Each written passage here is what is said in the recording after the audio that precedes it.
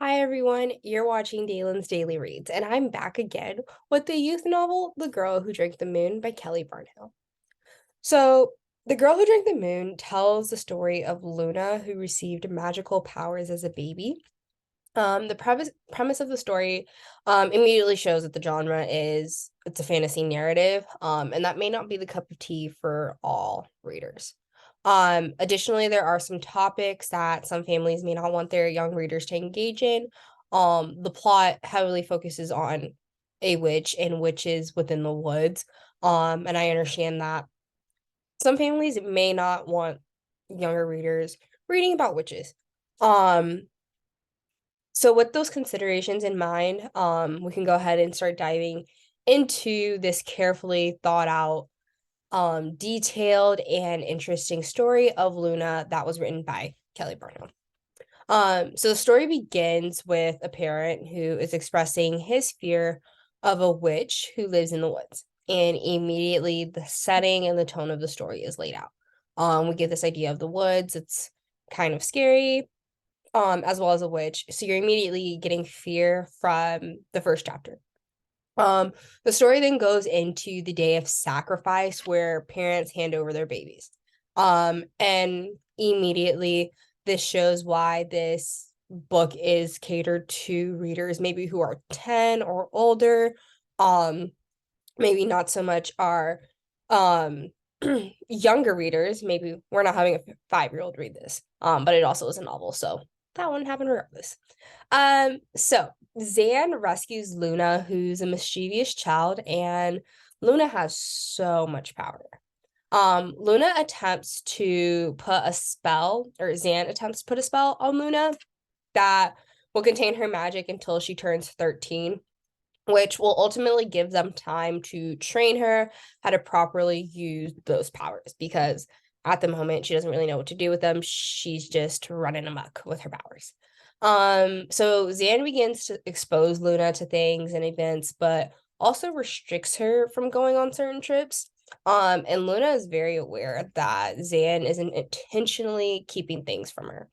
And I think as a reader, here comes this component where like readers can really relate to the story.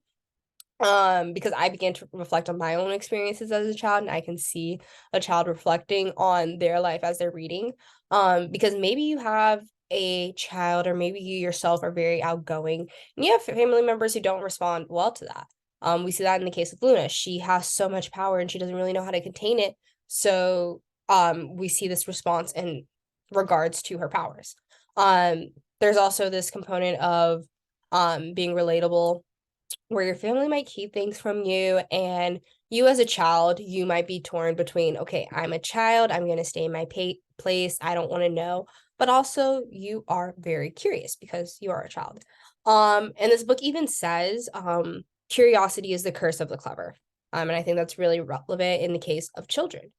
Children are very curious, and it just shows that their minds are constantly going.